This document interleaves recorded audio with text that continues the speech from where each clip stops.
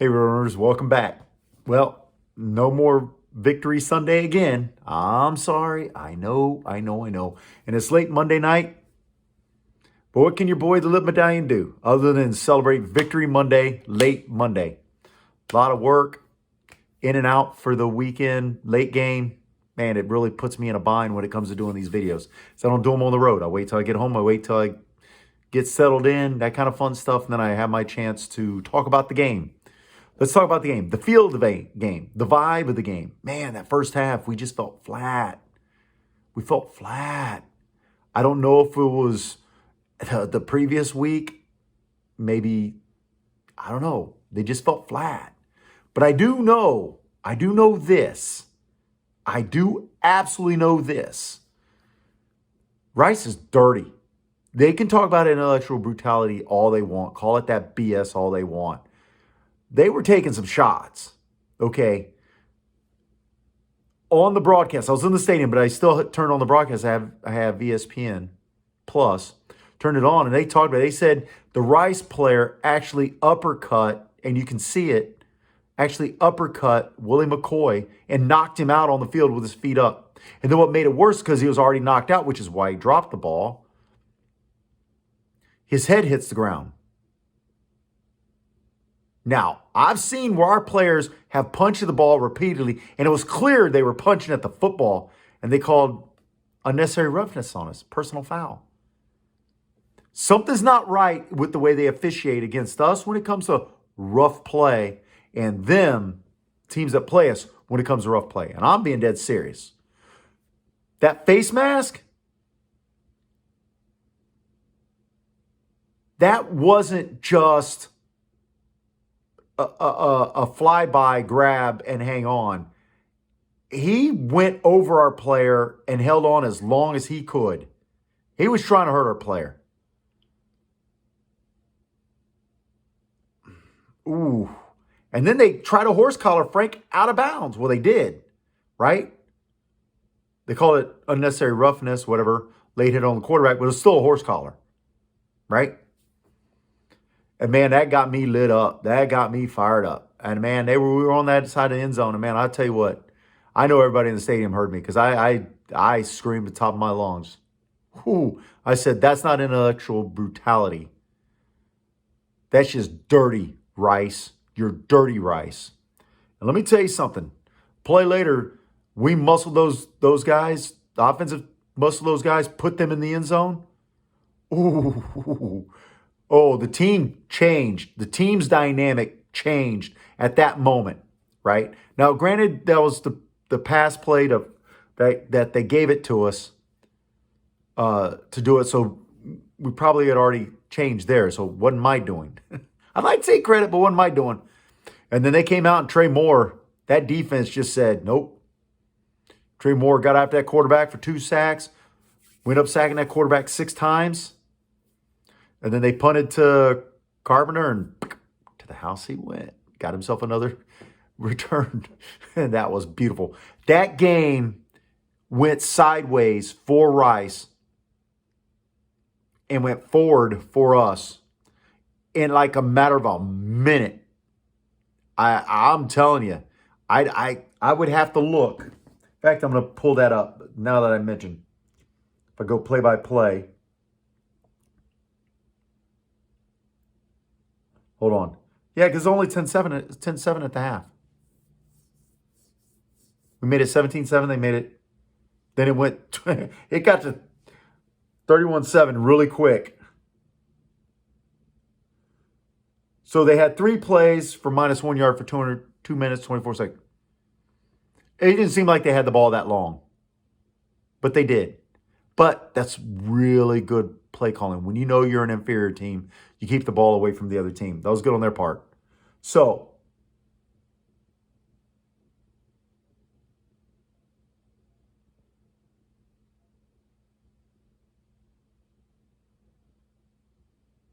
where's it at? Sorry, I'm missing it. What's this? Why am I getting 5 plays? Where's the one play at? Oh. Anyway, took it to the house real quick. It was beautiful. Punt, Touchdown, touchdown. Minus 17 yards, right? Oh, yeah. They punted. That's what it was. And I'm looking at the score. It's really weird. Yep. In a hurry. Now, let's talk about overall stats. Let's talk about overall stats. So if we go to stats, here we go. Boom, boom, boom, boom. Team stats. Check this out. We had total yards, 301 total yards. They're 229. They actually passed equal to us, but it was all in the running. I said we had to be able to run.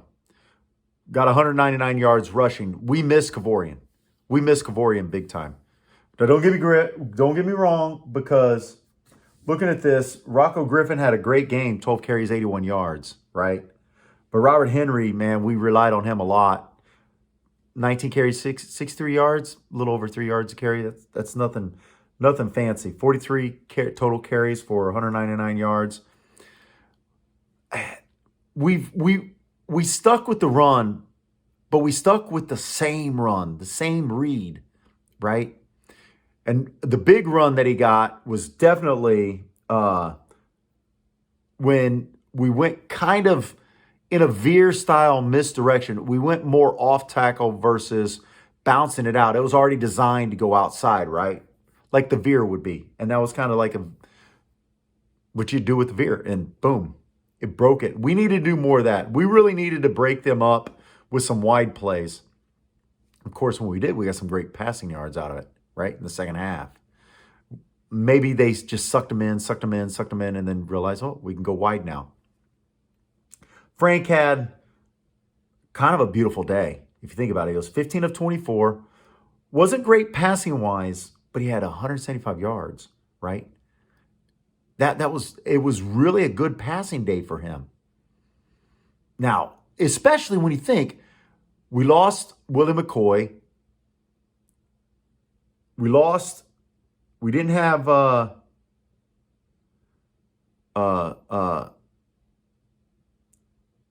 Cephas, I don't remember him being out there very often. Correct me if I'm wrong, but I don't remember him being out there early. He didn't play. We might have just, I don't want to say tanked this game, but we might have done a lot of different things and it just to overpower them with natural better talent, right? Because it's kind of evident. Now defensively, like I said, man, 6 sacks, only gave up 229 yards. I mean, this is a Rice team that has taken the better teams in conference to the limit and scored a lot. Hear me out. Check this out. Rice has won 4 games, but it took Tulane last-minute field goal to beat them.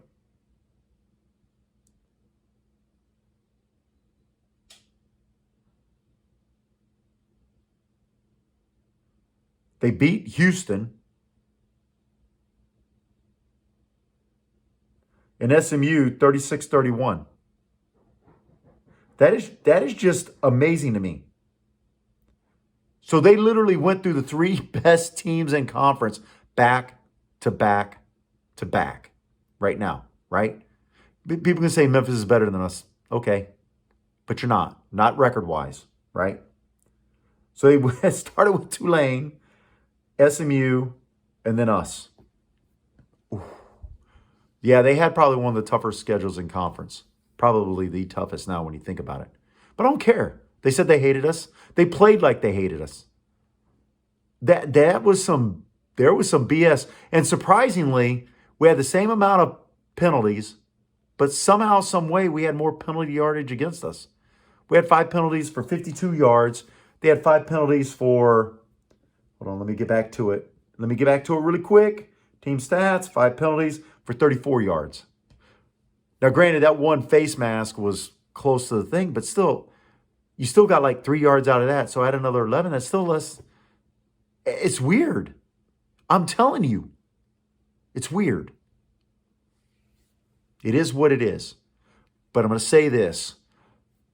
UTSA steamed that Rice in the first half. UTSA fried that dirty Rice in the second half. And he couldn't make me happier. I have After that, right now, I've always had very little respect for them. I've been told this. You'll like Rice until you have to play them as an opponent. This was from Houston people. Get the calls. They get protected. I was like, ooh. I was like, what, really? It was, yeah, and it keeps them in the game. You'll own the series on them, but the games will be harder than you think. I was like, oh, okay. Well, now I know what he meant, right? There's data there. You know they could have called some extra penalties around there. I'm just saying. But you know what? 34-14, I'll take it. Wore that rice, fried it, steamed it. That dirty rice, no good. By the way, shout out to my most faithful listener.